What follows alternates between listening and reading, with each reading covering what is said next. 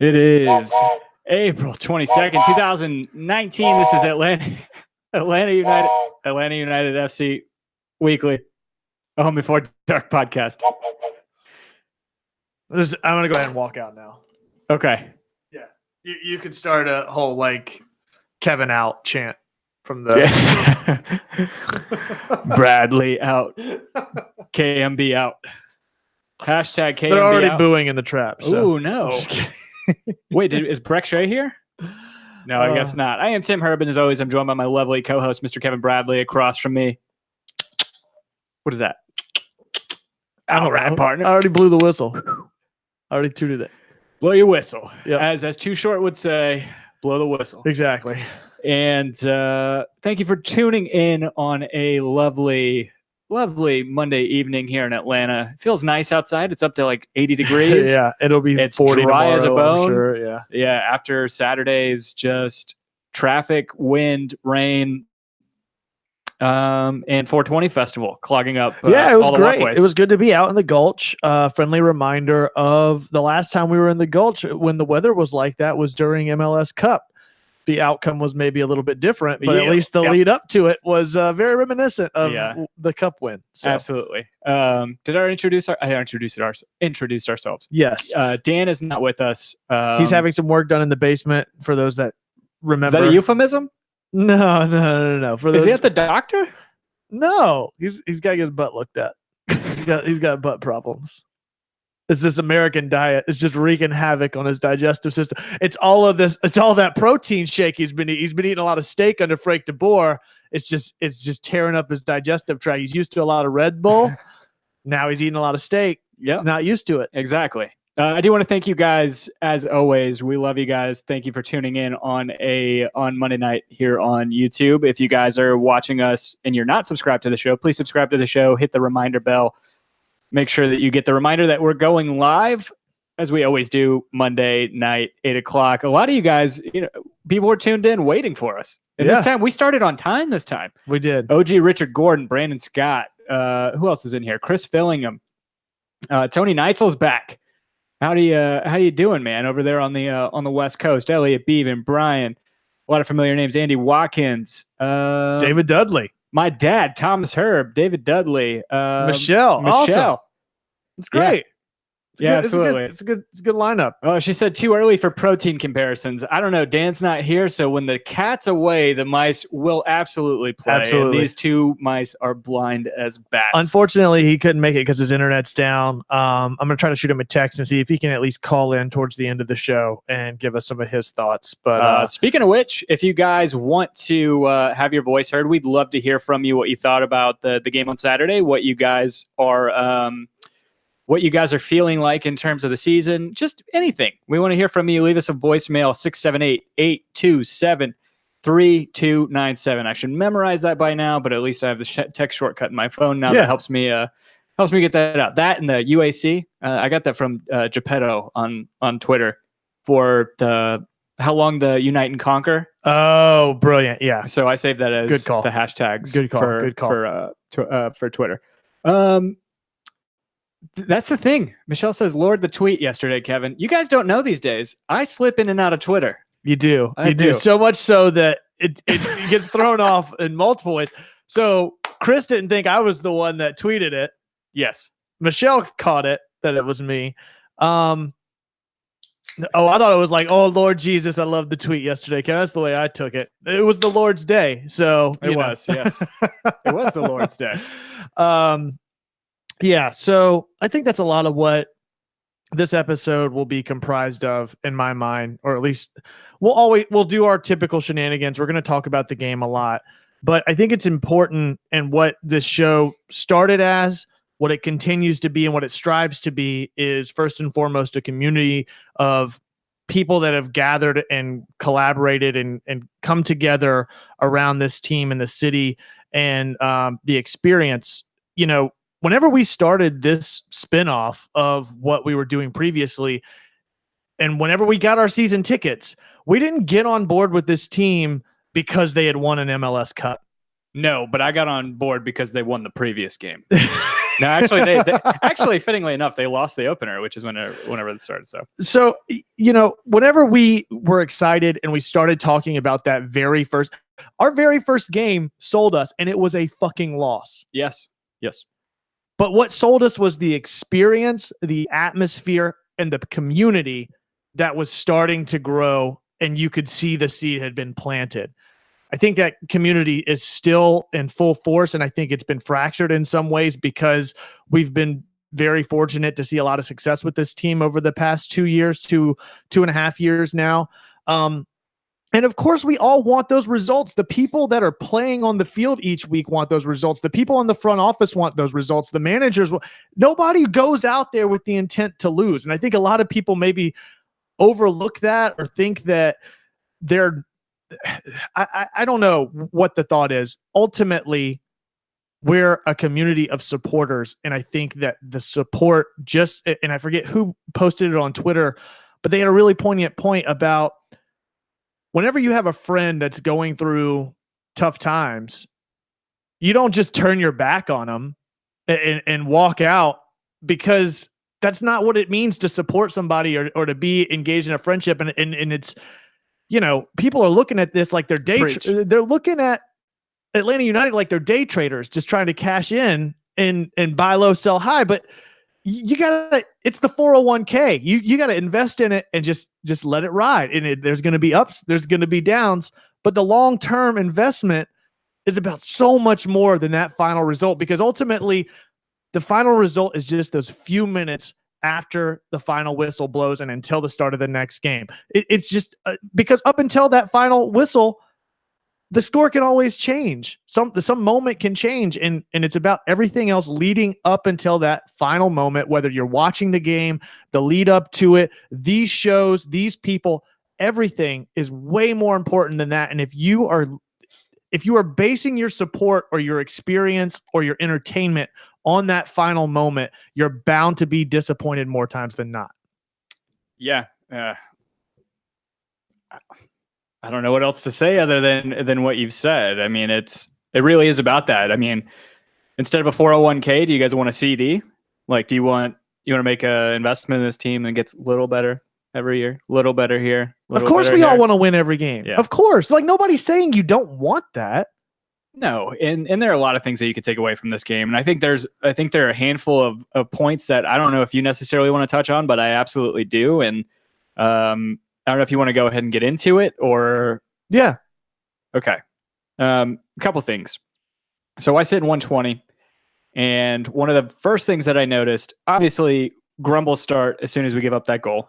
Yeah, which was an early goal, and it was not a great experience. I'll tell you that much. No, you could have heard a pin drop in there. Yeah, when LGP loses the ball in the middle on a challenge, where he was a little too adventurous. He was on even by LGP standards. I think LGP was a little too LGP this weekend. Yeah, and the problem is, I don't know. I feel like maybe he was better being adventurous when he had better coverage in the back. Not to say Miles Robinson's been incredible. He's our best defender, but at the same time, I don't feel like he has the same coverage in both the midfield and in a combination of defense that he did last year, maybe. So the point I was going to get at is, it's fine, grumbles. I'm even okay with like shouting and being pissed off at things. Right. But I don't like the notion of booing a player, one of your own players, after he makes whatever. He makes a bad pass. He wastes a chance. Whatever happens, I feel like there is something inherently worse about booing a player, and that sound when it's not facetiously about Brad Guzan. Right. When it's Breck Shea. Or if it's at the end of a match. And we're booing the coach, not the players. It's 6 in one hand, half dozen in the other. One's a reflection of the other, and the other's a reflection of the other. So it really pissed me off that Breck Shea gets down the line and he puts an errant cross behind the goal, and boos ring out, at least in my section. I don't know where you were sitting, or where you were standing. If I didn't hear a lot of that. Shout out to Paul. He was giving Breck Shea some shit throughout the game, and rightfully so. I don't think anybody had a standout, best performance of their career out of that game. But again, it's there were moments where Breck Shea had a perfectly okay game, in my opinion. He didn't have a terrible game. He didn't have a stellar game, but he had a perfectly okay game. And I feel like he was not, I think he is very hesitant to be adventurous. He's very hesitant to try and make plays on the ball because I think he's past, I'm not disagreeing that he's past his prime. He's not the best option that we should have at left back right now. I think he's the only option we really have because he actually is a naturally left-footed player that can get up and down the wings occasionally. I think what accentuates the mistakes is or the errant crosses into the box or into the crowd is that where he's not necessarily standing out for making crazy plays. To Brian's point, he says Shea put like 3 decent balls in and no one was there. And he says, I don't really think Breck Shea is the problem. While I do agree with that, I also agree that 2 things can be true at the same time, and that what Elliot Beaven saying about Breck Shea being the weak link is true. I mean, I can't think of a single individual player on the team who is what's the best way of saying this? Who's consistently being like sort of an outlier in his performance. His inconsistency is that problem. Because one of the responses that I got was one of the responses I immediately got whenever I posted that was, "Oh, this is a bad take. It wasn't the errant cross. It was the 10 games of playing horribly." I mean, how bad is your memory that you forget that he was pretty good on that left side after the first 10 minutes of the New England game? Yeah. New England, who just so happened to beat, who did they beat? Oh God, you're Columbus. I think I want to say they beat Columbus. Yeah. They had a big win this weekend. I just people are. I think Kevin Cheek, Wheezy Medic, one of the capos, Terminus Legion, DJ out there at the tailgates. He said that was a bad take. He's pretty much to the extent of, it's not like they're professionals. You should be able to boo them. They should be able to take it. I don't think that's the point. Like, that's not the point I was trying to get across. And the point I wasn't trying to get across was defending him, where he's the only option we really have out there. Somebody who's being really... I'm not saying to cheer bad play either, but it's okay to not, like, what does booing a player that's having a bad performance achieve? I guess that would be my thing. What do all of these antics achieve? What does walking out of the game early achieve? Okay, so that's another one, right? So you're express. Okay, so there's a couple of things here. There's the booing. There's the walking out of the stadium early. There's the whole Frank de Boer out, and ultimately, I think they're all kind of tied together in some way. And people are in one of 2 camps. It's either let it ride or Frank de Boer out. Again, I have yet to see a valid suggestion of, if you get rid of Frank de Boer, what the next step is. We're in the middle of April. Who are you going to fucking pick up to come in and just, you think you're not going to go through? If the season's already gone by your metric, that you're so willing to let Frank de Boer go because the season's already lost 6 games in somehow because it's 18% of the season or whatever the fuck it is.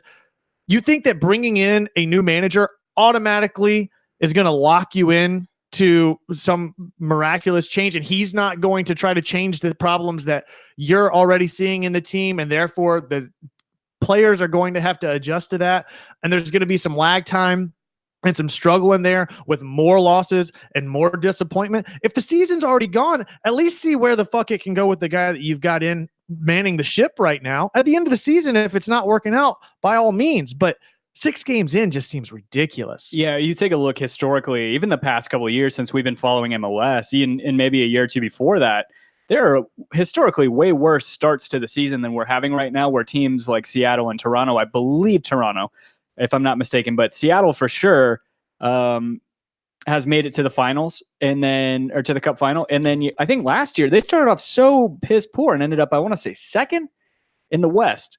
At a certain point, it's just, and then yes, Michelle, you're correct. The Revs beat the Red Bulls 1-0. If you want to talk about a team that maybe should throw the baby out with the bathwater, it's maybe New York Red Bulls at this point. We're not. Yeah, I mean, there are a lot of positives I think that you could take away from this, and that's what you and I are trying to perpetuate at this point, because I don't feel like it's productive whatsoever to sit and just shit on the team. and not really look between the lines and look at the numbers and look at it, just try to be as objective as possible game to game, see the progression that's been happening on the field, and know that, again, I said it a few weeks ago, our schedule, looking at it now, our schedule has been pretty damn tough. Yeah. I mean, Dallas is top 4, top 5. They're top 4 right now. Top 4 in the West. We've lost to Columbus. We've lost to DC. Philly. Oh, no, we drew with Philly. Yeah, we drew with Philly. Look, you know, to your point about fans maybe reflecting a little bit on what's actually happening on the field, look at what that does off the field. What it means to, like, what does it mean to be a supporter? Like, by definition, what does it mean to be a supporter? I understand voicing your opinion, voicing your frustrations and stuff like that. And maybe there's some way to do so in a meaningful way, but you know, walking out of the stadium, I think Elliot Beavens had a great point. It's like, I leave early whenever we're winning. That's what I do too. Cause I know we've won. I mean, I'll leave to beat traffic. Cause it's like, oh yeah, we've already won. But whenever we're losing, that's when the team doesn't need you whenever we're winning. You've got to be there to show support whenever we're down. And there's a lot of talk about, well, what's going to happen to season ticket prices? And now attendance is going to start to fall. And, you know, if you really want to see a team start to tank, stop supporting them. Because if you want to see them succeed, you've got to back them when they're down, because it's that backing and that assurance that you're going to show up through thick and thin and putting butts in seats to help fund those acquisitions. I agree. We're looking at 6 games, not 6 years. Let's be realistic here. We don't even know where the rest of the season is going to go. I think it's just, especially considering the way that game unfolded in particular. You know, if this was 6 games of just getting ran over 4-0, 3-0, I can maybe side with some of that, but that's not been the case whatsoever. Outside of that one Monterey game, we haven't looked terrible. I'll put it this way. We haven't looked what our position in the rankings suggests we are. No, of course not. To Dean's point, we're down, you know, we're pretty far down the Eastern Conference ratings right now. We're 12th. We're last, but we also have dead last. Obviously there's no argument. There's no argument that we want to win either. But again, we're still playing catch up in terms of games played. We have to capitalize that on that. We absolutely do. We have to do that on Saturday. And Saturday to me is not a barometer for anything other than, if we win, we're supposed to win this game. Yes. Colorado's horrible. Absolutely. I mean, I think they're the only team. No, there are only 2 teams with less points than us, Portland and Colorado right now. Colorado has 8 games played. They're 0-6 and 0-6 and 2. So they have 2 points. And if we don't win this game on Saturday, maybe that's time to raise the alarms, because we're at home playing against an absolutely terrible team. But right now, again, we've had a tough schedule. We've had a really weird start to the season. New manager, a lot of shuffling with injuries, with bringing new people into the lineup. And it's tough. It's just tough, man. I will say, if we're going to talk critically about the run of play, that's also not to say that you shouldn't be critical of what's happening on the field, because I think there are things to be critical of. Atlanta should not have conceded the 2 goals that they conceded. The first goal, they get caught out of position and trying to chase a ball that they never should have been in a position to have to chase down. And it was a great ball played right in between Miles Robinson and Michael Parkhurst, who are on a run. And it just gets played in a great position, and he puts it away. I mean, give credit to Dallas. They didn't have a whole lot of opportunities, but they did what Atlanta United couldn't do, and that's not Frank DeBoer's fault. Have the players been discharged from the hospital yet? From Dallas? I know Grady's trauma unit is top notch, right? It's like the best trauma unit on the East Coast or in the country. I really hope Gruezo and I want to say our thoughts are with those guys for sure. Jesse Gonzalez. Hopefully his back shapes up. Maybe. And Michelle, I agree. It's okay to be emotional and critical. It's part of being passionate about your team. I want us to be emotional and critical, but also be realistic and passionate in the way that we can reflect and embrace the things outside of just the score at the end of the game, is my point. And being critical, I think our defense has been the biggest shortcoming for this team this season. And so the first goal, it gets conceded in a really embarrassing fashion. The second goal happens merely as a matter of circumstance because of what Atlanta is trying to do so desperately by pushing. Look at the average field position for everybody in the Atlanta lineup this weekend. They are all past the 50-yard mark, aside from Brad Guzan. And I think he's even at the top of the fucking box. So whenever you're pressing that high up to try, Michael Parkhurst was getting into chance creation. We were pushing that far up the field. Yeah, it was weird seeing him up there. And he got a ball inside the box and panicked because he didn't know what to do with it.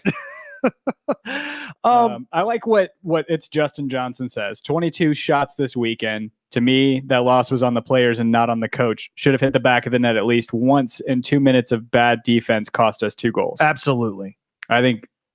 Absolutely. All right, we'll see you guys next week. I think that wraps it up. I think that's nailed it. But yes, and Anthony Neitzel kind of follows that up. Finishing is easily the biggest issue on our team this year. I think it's the finishing. I think the defense, there's something to be said about the defense right now. There are some question marks in our defense, and we've talked about it.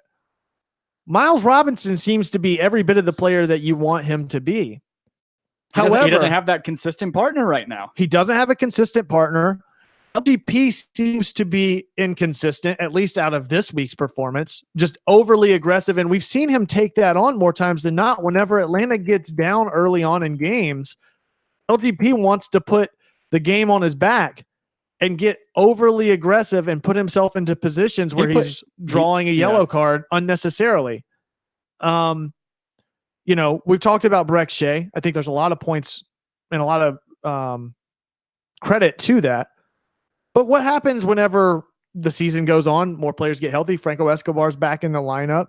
George Bello. How different is this season right now, do you think, if George Bello was playing on a week-to-week basis outside of Breck Shea? Because if we just want to stick with I think we maybe pick up one of the few games that we've lost. I don't think we automatically win all of them because of George Bello, but I know that at least, I think it was the Philly game that was a breakdown by Breck Shea drifting inside a little bit more than he should be. But again, the one game that we saw George Bello, he wasn't really match fit for 90 minutes. So who knows what happens whenever he gets pulled out. So, yeah, it's easy to try to say something like that without knowing that's automatically. So just Brian Diefenbach makes a point. Granted, it's absolutely it's kind of a moot point at this point. I would very much like McCann right now over Shea too, because McCann was definitely he did a job. He did, and he did it consistently. After 1 or 2 weeks of inconsistency, he kind of just knew his role. He played it throughout the rest of the season, and he was reliable. I just lost my train of thought though. Damn it. Why did this happen? Oh, no. So we're talking about the finishing being our biggest weakness right now. You remember the middle of last season when we were just peppering the goal and we could not put a ball in the back of the net? I got so sick of seeing XG in my fucking timeline. I got so sick of it. But when you look back at that time, our defense wasn't necessarily our weak link like it is now, right? Or not. I mean, we were more reliable on defense in holding in the midfield. We were okay because our defense exactly. It was just the finishing. Right now, it is the combination of the two. This is not necessarily a new trend when it comes to finishing. We put away the goals we needed to last year. We scored a lot of goals, but at the same time, we also, I feel like our conversion rate. I'd have to go back. I'm not a statistics nerd anymore, but the finishing rate that we had last year is probably not too far off from where it is right now. Richard Gordon has a really good point to that point, though. I know, that's what I'm saying. We were still getting wins, agreed. But at the same time, we were still having trouble finishing at a rate that we should have been. But that's what I'm saying. I'm saying it's accentuated even more now due to the fact that we can't rely on a consistent defense. We can't rely on LGP to be himself. It's weird. I was listening to, I want to say Jason Longshore was on 92.9 yesterday, and he was talking about, or maybe it was after the game, he and Conti were talking about it, and it is uncharacteristic errors that you're seeing week in, week out from LGP over the past 2 years that you've been able to been able to rely on him over the past 2 years to save your ass. Granted, he's got a little Steve Stifler in him, right? Where he gets you into the situation he's saving you from, but at the same time, he still always ends up coming through with that. And this year, it's not necessarily so much that.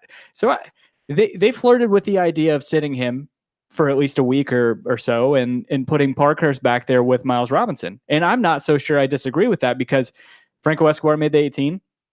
You would think that probably this weekend, maybe next, he's healthy again, match fit, ready to start. You put him on the right side. You put Parkhurst and Miles Robinson in the middle together. And then you put, I don't know, on the left back. Do you try LGP at left back? I mean, it's not going to hurt. It probably won't, right? But at the same time, he's not going to be giving you service in from the left side, probably.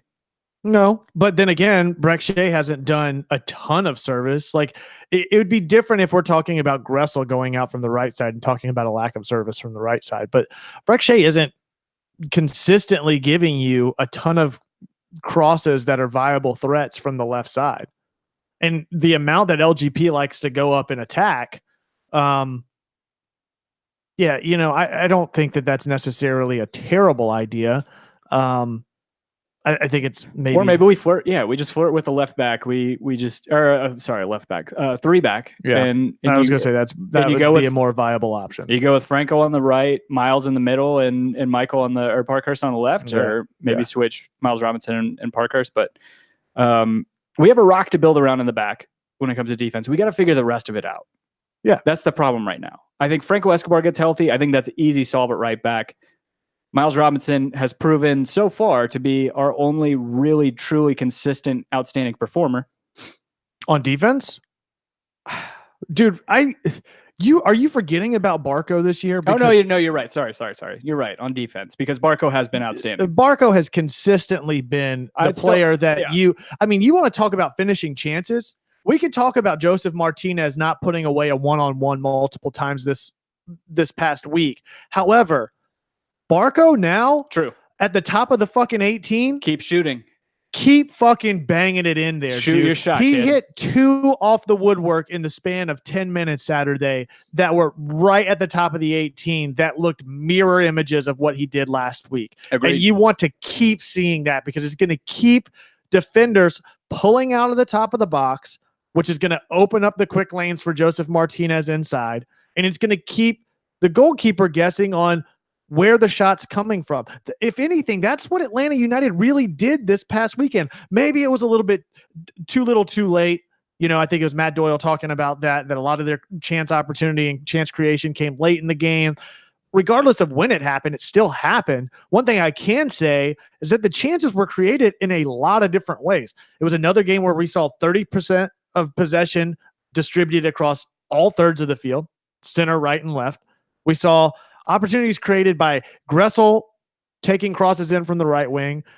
Either Tito was a little bit less involved from the left side this week, I think, than he was last week. And maybe that led to some of the shortcomings in Breck Shea as well, because Breck Shea oftentimes running towards goal was on an island. He had no support over on that left side. But we saw Joseph taking shots. We saw Barco taking shots. We saw whenever Pity comes in, he's moving the ball around. There was a lot of chance creation in a lot of different ways, which is something you want to see. And you hope that starts to get a little bit more consistent. And the same thing with what players are assuming other players are going to do. There was one moment in particular, and I don't know what minute it was in, but it was a link-up play between... It was in the first half because they were coming towards us. I know exactly what you're talking about. Barco and Gressel? Yes. When Barco does the back heel and Gressel doesn't make the outrun. Yes. Those are the moments that you expect to see that happen. It's not going to happen 6 weeks in. You're looking at Barco that wasn't playing that position last year. He's doing something completely different. The offense is doing something completely different. And Gressel isn't used to being that runner. He's used to sitting back and hanging back almost like a drop winger that Bello can or Barco can drop the ball back into space and Gressel can take it up and bomb it over to Joseph trying to run in. Those are those kind of link ups and the threats that need to start to develop where players are playing multiple positions, and it goes to that total football mentality of everybody playing every role. Don't you give me an Angie pour. That's enough. Trying to get you slizzard. Trying to get a brown liquor Kennan rant tonight. That's what I'm wanting. I'm pretty sure I've pretty much already gotten it out of you. Guys, I don't have anything else to say. Kevin, go ahead. Just keep on rolling. It's going to be the monologue. Keep on rolling, baby. How good was that Limp Bizkit album, though, back in the day? No? You're not a fan of Limp Bizkit? What was it? Chocolate Starfish? That Chocolate Starfish shit. And Hot Dog Water? Hot Dog Water, yeah. No. For me, I pretty much only like the George Michael Faith cover. And then I did like that Nookie song in 6th grade. See, I wasn't a fan of Nookie. I didn't get on until Chocolate Starfish. See, I got off. That was whenever Wu-Tang Clan got involved. I got off. He had that song with Method Man. Let's see. Oh God, so much going on in the trap right now. I know it.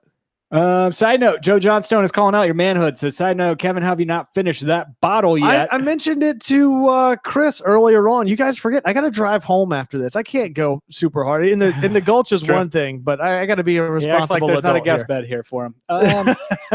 Richard Gordon. You mean for Angie? Yeah. You're ridiculous. You're incredulous. Richard Gordon says, plus, how many goalies are having the game of their life against us? True. It's funny. We had Kenny from 19th Minute on last week, and he was talking about how Jesse Gonzalez is arguably their most, their biggest key to victory, but also probably their biggest susceptibility because of how inconsistent he is. Yeah. You know, we talked about him probably 2 years ago. I got so excited that he pledged his allegiance to the U.S. men's national team, and he was just an outstanding shot stopper, and it just looked so promising. But he's been inconsistent, and he had the game of his life against us. Yes. He really had a lot of great saves. Good God, that one save that he had at his fingertips right at the lower post off of the corner that comes in that Joseph gets a tap in. It goes keeper's bottom right, and he just happens to get a little swat at it to get it out. There's so many of those little fingertip saves that he managed to pull off. That I want to call out Anthony Neitzel saying too busy listening to Earth Crisis back in those days. Yeah, you and Andy wouldn't come and save me from listening to Limp Bizkit at the time and listening to what else did I like? Dave Matthews Band. In 6th grade. I remember having that CD. I never did that. And then my brother and his friends threw it out the window, and they're like, "You're not listening to this anymore." I needed a firestorm to purify, and that's a Earth Crisis reference that nobody's gonna get. What else? What else to take away from this game? The referee lost the plot, and that game was a little big for him after about 15 minutes in. I think he made a lot of early mistakes. We talked about this often. It's a lot of times it's just bad refereeing on both sides, and it just happens to be from a referee just not being able to set the tone early enough and being able to put boundaries around the game. And he really screwed things up. There are a couple things. The time wasting was okay. So I'm not talking about calls or anything like that. Time wasting was that card that Jesse Gonzalez got. That may have been the worst time wasting offense since the Seattle game last year was pretty bad, but this was just awful. Yes, absolutely. So Jesse Gonzalez gets a yellow card on a lead up to a goal kick where he wasn't actually wasting time yet, which I thought was really weird. I don't think he had even met the 6-second mark yet. But in the first half, he was diving on balls like I was at Station Soccer last week. Exactly. And that's when he really should have put a little pressure on Dallas, because immediately after they score that goal, that's probably the earliest I've seen time wasting take place where Jose Mourinho's not involved. And the stretcher that Joe Johnstone mentions. So that's my next point. So there are a couple things that are, I would say time wasting is a little subjective when it comes to a referee. They can really, they can take a look at that and say, okay, maybe not. I can let this go. And if it keeps happening, it's kind of a accumulation thing. one thing that I found very baffling is if you call the trainers out, if I'm not mistaken, correct me if I'm wrong, if you call the trainers out, the player must come off of the pitch. Especially if he was like pointing at his head like it was a head injury. Right. And especially if a stretcher ever gets brought out, I just found it baffling to me that the referee allowed, I want to say it was Gruezo, if I'm not mistaken, who had the fake head injury. And there were a couple times where trainers were brought out and then they were sent back and he didn't make the player come off the pitch. Well, what's fucked about that has more far-reaching implications back to Atlanta United's game last week, where Eric Remedi takes a knock on the head and it is a legitimate head injury and stays on the fucking field. If that's your job as the ref is to, if you're going to call for a head injury, it is your job to make sure that player gets off the field and goes through protocol. You can't just wave them off and be like, nope, sorry, just kidding. Yeah, play on. That's not up to the referee at that point, head injury or not. I want to say it's in the rules of the game. If the trainers come on, I may be wrong. It may just be the stretcher, but if the trainers are coming on, I believe that the player has to come off. And to Michelle's point and your point, just to piggyback off of that, it really sucks for the people who really do suffer head injuries in this kind of boy cried wolf situation where she says it's infuriating in a time when concussions need to be taken seriously. Absolutely. Taylor Twellman is a guy who kind of harps on that because his career was ended by it. There are plenty of others. There's so much, what is it? It's subconcussive trauma too that happens in soccer that leads to CTE. Yeah. I think there's some long-term studies that are going, exactly. Just like boxing, right? Yeah. There are a lot of instances of taking jabs and your brain just kind of rattling. And I think the same thing with headers and things of that nature. And it's the league needs to take it seriously or the league won't be taken seriously. Wait a minute. I didn't see that. Andy said that our trainer got ejected? Yeah, whenever Brett... first, okay, and then the third point about the referee, how that wasn't a red card with that foul on Brett Shea. Brett Shea, yeah, that was is beyond egregious. Me. But yes, that foul happened. Our trainer got ejected for dissent after that foul. Oh. Or whenever it wasn't called, if I'm not mistaken. Huh. Yeah, I did not see that. Andy also had a great point that the Dallas players were really just wanting to get a good look at the texture and feel of the new turf. How much this is probably just ridiculous banter here. You think the new turf had anything to do with this weekend? No, I thought about it. You know what's really weird though is I don't think I've never noticed vehicle tracks stay on the field the entire time. And in my corner in 120 on the left side, there were vehicle tracks. I was like, this is really weird. Other thing, did they spray it during halftime? I got up to go grab a beer, so I didn't. No. I don't think so. So that's another thing. I don't know. Maybe it had something to do with it. Maybe it didn't. What do you guys think? I don't know. I think some of it may just be trying to grasp at straws in some regard. But I think overall, and Joe Patrick mentioned it on Twitter. He showed the shot breakdown between the two teams. Shout out to Joe Patrick. I mean, Joe Patrick's the OG about getting off of the Atlanta United train and going ahead and signing on with the Braves before it was cool. So shout out to Joe Patrick for that. Richard Gordon did say they did spray the field. I guess I just missed it during halftime. I was too busy getting embroiled in Twitter brawls. Yeah. The thing that got me off of Twitter to begin with. So, yeah, he mentioned you look at the shot breakdowns for both teams, and he said something to the effect of, "I know which team I'd rather be." I completely agree. You know, but I thought you hate XG. That was his point. Is like his and Josh Bagriansky, the guys who break this game down in such fine detail. They really do rely on stats like XG to say we were taking good shots. We missed our chances. That's essentially what it is. Over 70% of possession. Yes. 22 shots. And this wasn't an instance where, we won possession. Big deal. No. We won possession and we were peppering shots in like crazy and just creating chances. This is the antithesis of the 70% possession and 2 chances created that was happening in the beginning of the season. Right.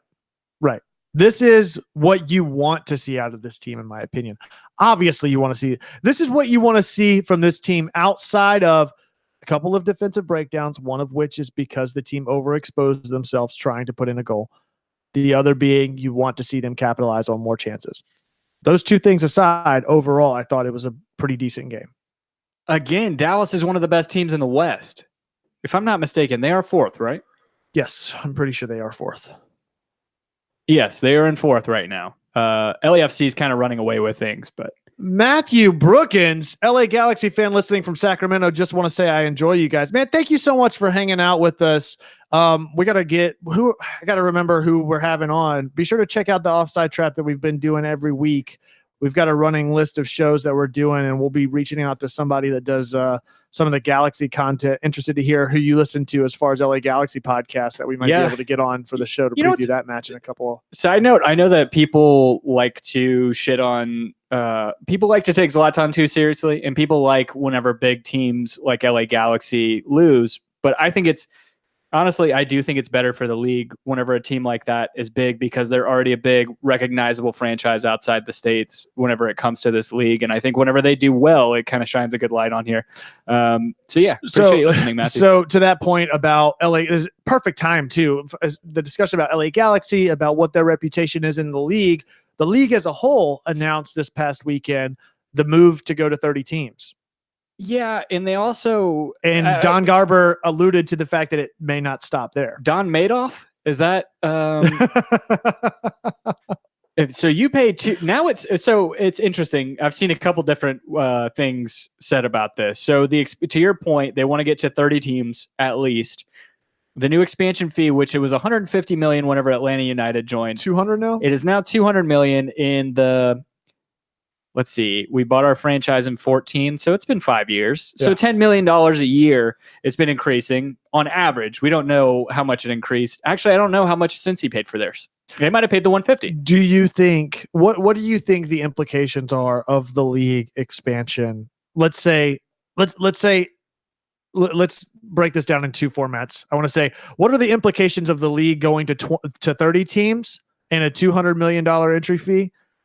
And what are the implications of it growing past 30 teams and a potentially higher barrier to entry? So that barrier to entry is already getting pretty high for MLS. There are definitely franchises that have been not grandfathered in. They're franchises that bought in way earlier. The expansion franchises, whenever the league started, and early expansion franchises that probably wouldn't be around right now if that fee was in place. Go ahead and put to bed. Either way it happens, if we get to... Pro Rel's never going to happen now. You don't think so? I don't think there's a chance that there's going to be an owner in the United States or willing abroad to do that with that's that willing price to tag. put down $200 million just to buy the right to be in the league, to go and negotiate with legislators to get a stadium, to get players, to pay contracts. The MLS pays a lot of the contracts, aside from DPs, if I'm not mistaken. Do you think if they restructured the way that the teams are currently organized through salary caps, DPs, so on and so forth, that opens that up to more possibilities, even with the $200 million entry fee? Well, I mean, it would be nothing but relegation battle. You would have probably 5, 6, 7, 8 teams, probably max, that are really investing in a team and getting. Let's see, Atlanta, NYCFC would probably dominate MLS. Mm-hmm. I think NYCFC, if there's no salary cap, no financial fair play, anything like that, I think NYCFC, they have endless oil money from Qatar. They have. It would be Manchester City, the light, but still. Atlanta, NYCFC, probably Red Bull. No, actually, probably not Red Bulls. LAFC, LA Galaxy, and then Seattle, Portland, and then a handful of other teams that would be able to dominate the league. And then you would be looking at, I don't know, what is that at that point? 12 or 22 teams that are battling relegation. First of all, it's just not a model that fits. I think there's too much investment, and too many owners are going to be gun shy to invest in this league if there's any chance of them going down into a lower league. So Matthew Brookins mentions the point about Pro Rel never happening because you'd have to do away with all the number 2 sides. But that's the whole, what I thought was the beginnings of them restructuring. USL is going to have Pro Rel. USL. I think. USL, because all the 2 teams are now down in D3 or whatever it is. Right. Now. I want to say that the Pro Rel is going to happen if it's not already happening at USL level. I don't follow USL very often or very much. I kind of look at the scores to see if anybody relevant from Atlanta United 2 has been scoring. But well, then okay, so you don't think that Pro Rel ends up happening because of the price tag for MLS for sure. For MLS, do you think that anything does change as far as DP slots, salary caps? Stuff like that. I think so, because obviously the salary cap goes up because you've got a higher influx of cash into the league, I would assume. Right. If you're looking at, what are we at right now in terms of teams? We have 24 teams. Okay. So you're looking at 6 teams. You're looking at over $1 billion in capital that at some point is going to reach league headquarters. I think that you have to open up an extra DP slot. Extra DP slot and salary cap, I would assume, go up. Yeah, for sure. I think the TAM and all that stuff, I think everything will get increased accordingly. I think that the dinosaurs who don't invest in their teams get left behind at a certain point. But teams like, I don't know, like Chicago, Philly, Chicago, Columbus, teams that, well, no, Columbus is opening up a new stadium, but the other two, Philly and Chicago, they're outside the city, hardly ever get no more than $10 million a year. Yeah, they don't spend enough money on their teams, as Kevin Kincaid was talking to you about on the Offside Trap a few weeks ago. And I don't know. That's a good thing. That's why I'm glad we do that. Yeah, now for I sure. know shit like that. Yeah, I don't know. Kevin Gorham saying the players are going to need to come strong to make that happen in the next CBA. There are about 4 to 6 teams in MLS that want to open it up. Something's got to change, man. You look at, there's so many implications on the way that this league is structured regarding salaries and player acquisitions, and it's blatantly obvious at the CCL level. Yeah. Absolutely. Not even just that. I think even U.S. Open level. Yeah. Because of how U.S. Open Cup, it's great that there's a lot of parity in that, but at the same time, there really shouldn't be. Right. The parity should be probably not even at the level that like FA Cup and League Cup are in England, whenever you're seeing second and third division teams beating first division teams, because some of those teams used to be up in the first division. Whatever, they're lucrative, they have a huge fan base. But so let me ask you this to end on this discussion: at 30 teams, does the playoff spot go up to what is that, 15 teams per side? Does it go up to 8 per now instead of 7? Yeah, think they're going to open up another fucking playoff spot? Well, you can look at 2 different models. NFL has more teams than that, has less playoff spots than that, if I'm not mistaken. 6 on both sides, 2 bye weeks. Yeah. And then if you look at the NBA, they have 30 teams. They have 8 on either side too.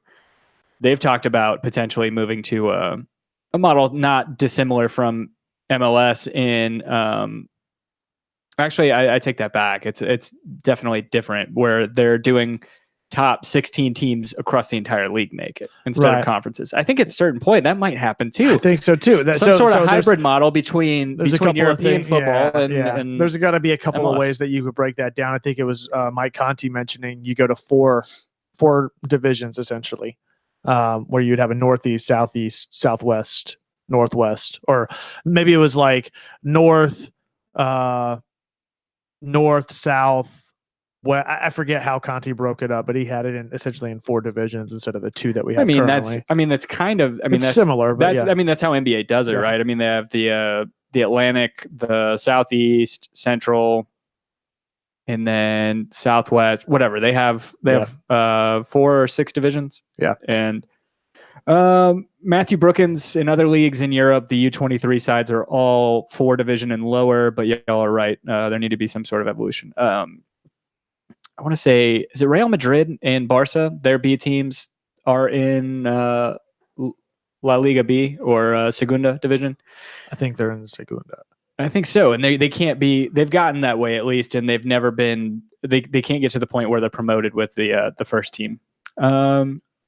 We have a handful of voicemails. We do. And I just texted Dan to see if he wants to call in, but we can go ahead and get to some of these voicemails real quick. We need to delete a few, right? Is that right? Yeah, just go to that last one from old Happy Joe. Well, I was going to play Kevin Gorham's since it was the first one after the game. Hey, what's up, guys? It's Kevin Gorham live behind Elliott Street Pub with my buddy Greg Frazier right after the game. Want to talk to you guys about our 3 keys to the game. Key number 1, how about all that possession, fellas? Yeah! Key number 2, does this team get better with Bello and Escobar at fullback? And Absolutely. key number 3, what's the countdown for Tank the Frank? All right, long-time listener, third-time caller. I'll hang up and listen. Oh my! I'm stretch. oh my right. God! Goodbye. I am so glad we have this phone line. What's the number again? It is 678-327-8297. Is that right? 3297. You were so So close. fucking close. What is it again? It is 678-827-3297. That's it. So get your calls in. We got a couple more here. Yeah, so to his points, let's see here. First of all, how about all that possession? Yeah, I think that's certainly part of the story, but the other part is all the chances that were created as a result of that. It wasn't strictly possession with 2 chances created. So the other part, do we think Bello and Escobar make the defense any better? 100%. I think Escobar over Michael Parkhurst right now would be my bet. Bello over Breck Shea. But do you think Parkhurst over LGP? Do you trust that Franco Escobar is going to be able to be a stopgap to help those type of LGP blunders in the midfield? Or would you rather just rely on a guy being further back at all times with Miles Robinson? I would rely on somebody being further back with Miles Robinson. I do too. I think LGP's got to either get his head right or I don't know what's going on. He is making uncharacteristic moves. I think that you put Miles Robinson in. I think over time, I mean, together. Parkhurst, we've talked about it at length at this point that Michael Parkhurst is towards the end of his tenure, you would expect. I want to see him more as a mentorship role than somebody that you're relying on in a fucking foot race week after week, which he's clearly not capable of doing consistently. At least, no, I mean, I'm not saying he's old man with a walker out there, but you can't expect him to be chasing down 20-year-olds in a full sprint on a regular basis. So true. And what was the last point? Brittany, yes, Pogba in for LGP. I keep hearing that, but I'd like to see him on the field. I'd like to see some play from him. I agree with that one. Third point was how long until Tank the Frank? I stand by 2 years, depending on the outcome at the end of the season. If Atlanta United misses the playoffs at the end of the season, he's gone. If they end up in the playoffs, he's got at least next year. I'm right now, for the time being, I'm sticking with a 2-year. We're with Frank the Tank the Frank. I'm with Tony.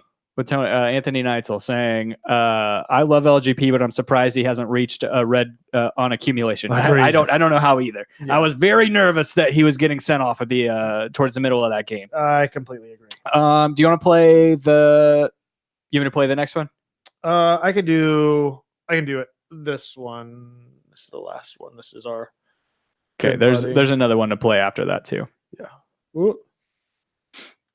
Yours doesn't just start in speaker? 89 points or bust. But seriously, lots to unpack.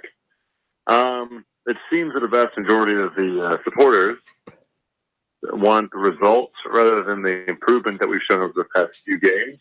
What do you guys have thoughts on that about? Number 2, what do you guys think about this Orlando-style throwing of trash on the field? I mean, seriously, guys, this is not Orlando. I missed that. Oh, yeah. Finally, I'm on the other side of the field. What do you guys think will be a good judgment date on this season's progress with the Boer? For me, I'm on the full year, first year, throw it out, as long as we're throwing constant improvement, with the earliest case in reviewing his performance maybe after the 4th of July. Hope you guys are doing well. As always, one final thing, I have a friend that listens on Wednesdays. I tell him I'll give him a shout out. Alex Beltio, a.k.a. Salty. Is that it? I think so. I wonder if that's the one that accidentally cut off, that he was like, it's going to accidentally cut off on you. But it's hard to wade through all 19 of them. No, I think that's it. Okay. I think we did it.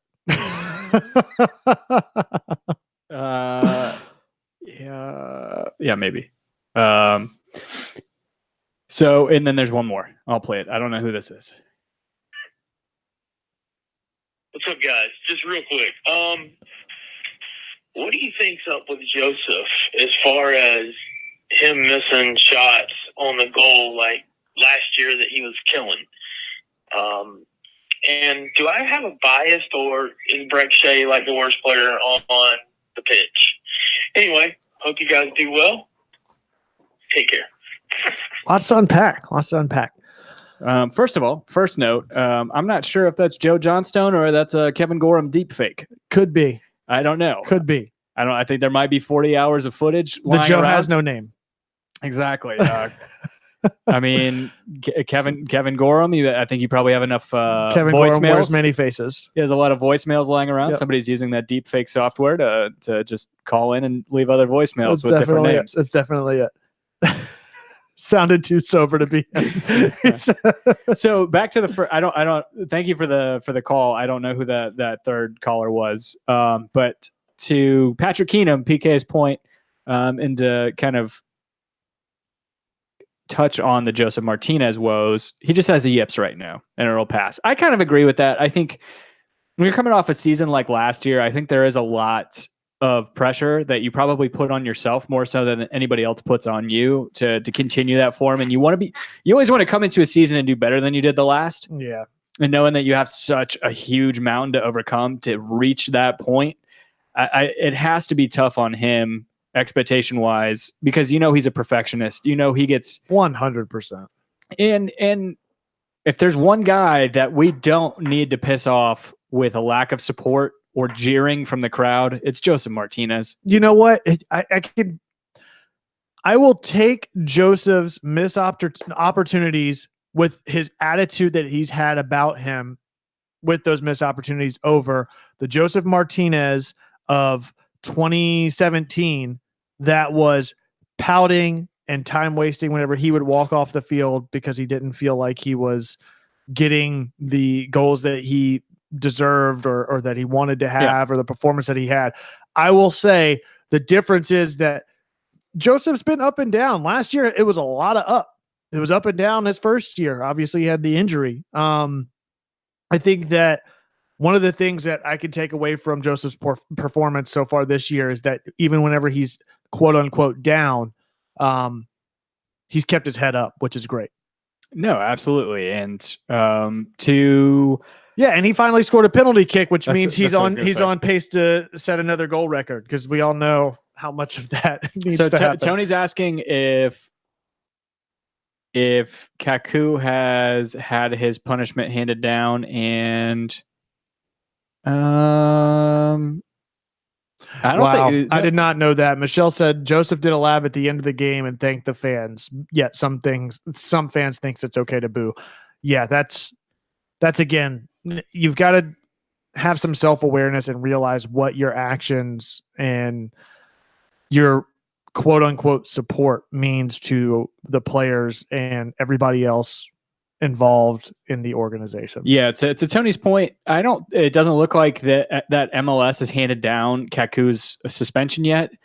But at the same time, I kept looking every week or every day after Medunjanen's flip out in Atlanta last year, and I don't think he even got suspended. Maybe he got one game for it.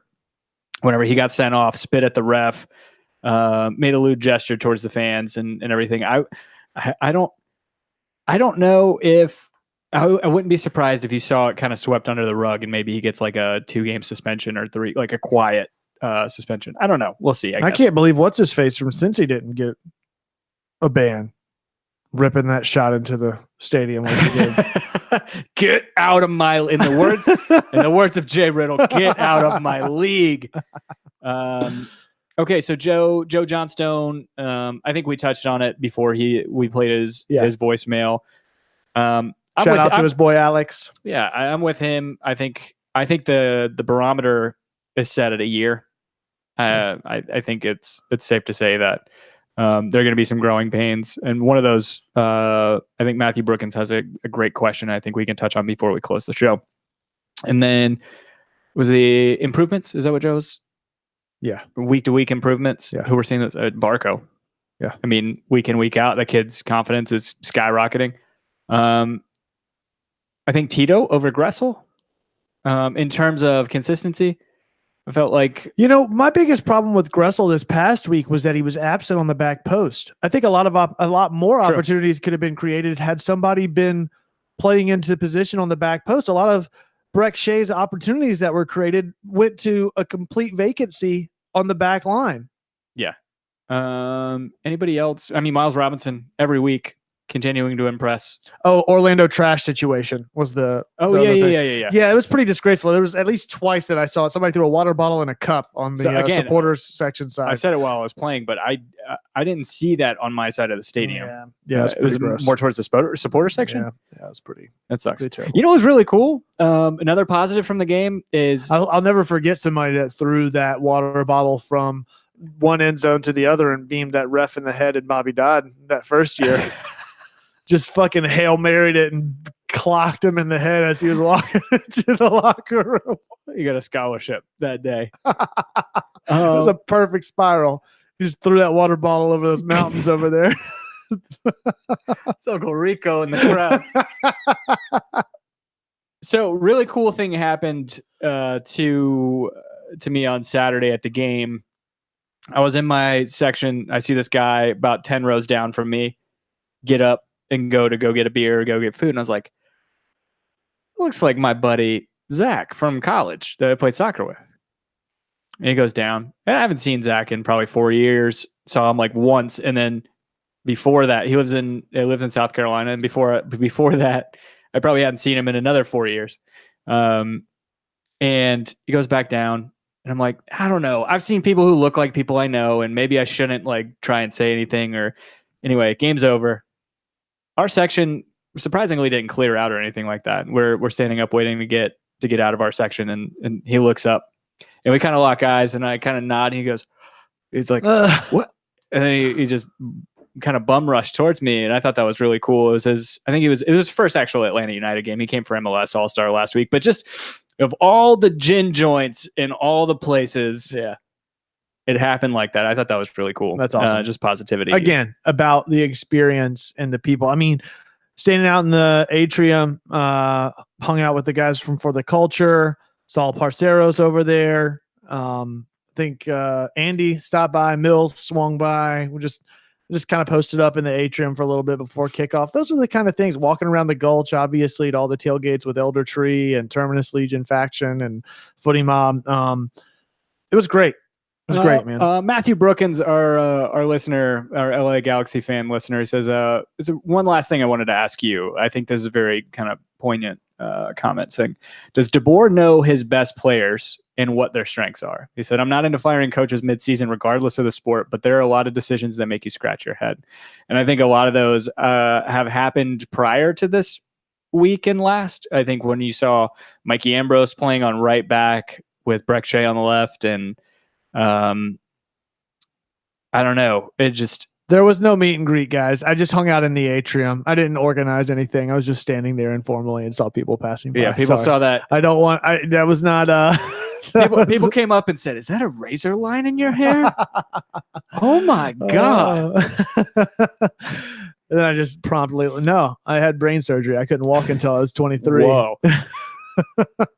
So that was my running joke. I was going to tell people I had brain surgery. And then whenever I made a mistake at work, it would always be like, damn, Kevin really fucked this up. But, it's not that bad considering he couldn't even walk until he's 23. So he's really doing pretty good for us. It's that Nate Bargatze shit where he's like, I don't used to weigh 300 pounds, but I look pretty good for a guy who used to weigh 300 pounds. Will do, Joe. Will do. I should have just tweeted it out that I was over there. Apologies, guys. It was wet and rainy, and I was just standing around killing some time, and it ended up just kind of playing itself out. So, do you think Frank De Boer knows his best players and what their strengths are at this point? I do, and I think that that's evolved over the past two matches, especially between New England and Dallas? Dallas. Why could I not think of that? I think that we've seen a slight evolution in the tactics employed and the chances created and how they've been created, more so in the New England game because of how much FC Dallas wanted to bunker. But overall, I think that you've seen a tendency of the run of play evolve based on the skill sets of the individual players over the past 2 matches than you had in the previous 4. Yeah, I agree. Yeah, Matthew Cody's asking if it was just making sure it was him. It was Zach Lassell. And the scarf. You gonna pull that up? Oh yes, I will pull up the scarf. And I also wanted to pull up. We have the finished fantasy. And fantasy, because we didn't do that last week. Sorry, guys. So we have the final scarf design that went into production. So there's all your look at all those. Look at that. Your voice, your scarf there. We got everything in there. Speaking of old Joe Johnstone, there's Happy Joe, Bearded Brethren. We got Varvar Binks in there with Kevin Gorham. Let's see. Stars Over Shields. You guys mentioned that one. Ue la Bad Boy. Ue la Bad Boy. Made a jump in there. Wilmington Loves ATL. What else we got here? Dog for Him. Keith Filer's in there. I Miss Your Face. I fucks with Dan James. We had to give a shout out, a little bit of love to Roughneck in there. One of my favorites anyways, the Asterisk 5-star scarf review somebody submitted. Yes. It's pretty great. DeAndre is up in there. ATL Pizza, our buddy Annabelle. Sup homies, Bill Holcomb's up there. Kamate, Plastic. Oh my God, Kendrick with the H before D greater than MOTS. Yeah. The doctor is in. PK. Estamos listos. El Toro. # Bellows Boys. Cigars and Bourbon. Rowdy Fuck Mills. Yeah. Dudley and the boys. David Dudley. Boitano. And then Familia Supra Omnia. And then Home Before Dark. Yeah, man. Family. I think it turned out pretty great. I'm really excited about it. So we sent that in. You zoom out a little bit.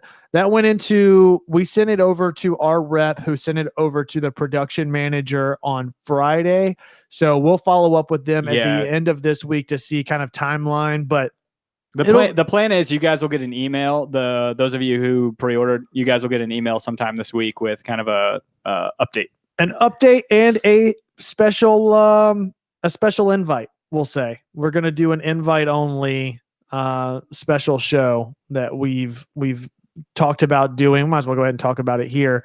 We're doing everything DIY here. There's still a couple that if you didn't get your submission in, it's too late, but I think we still have a couple that you can purchase. But one of the things, whenever they get shipped to Tim's lovely home, that we'll be doing, we'll be actually packaging them up personally. And we thought about doing a side broadcast where we just hang out, pack the holy shit, a scarf reveal.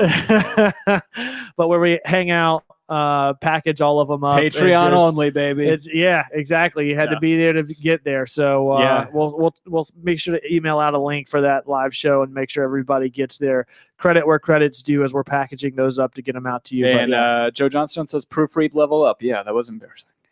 That was real bad. Anyway, I wanted to give a shout out to the fantasy league because we completely forgot about it last week before we head off and do this offside trap. Number 1, we have thought marker Michael Gurman. Is it Gurman? German? Gurman? Gurman. I think it's Gurman. German. We have Nathan Lyons, FC Apogee, very particular set of skills. Okay, it's got a longer name now. And third, Patrick Felch, Nothing But Red. I don't like any of that. Soccer-specific fantasy team, Andy Watkins at 4th. Oh, no wonder Andy was upset we didn't read it last week. And then Matt Cole, it cuts it off. I think I want to say it's Cote.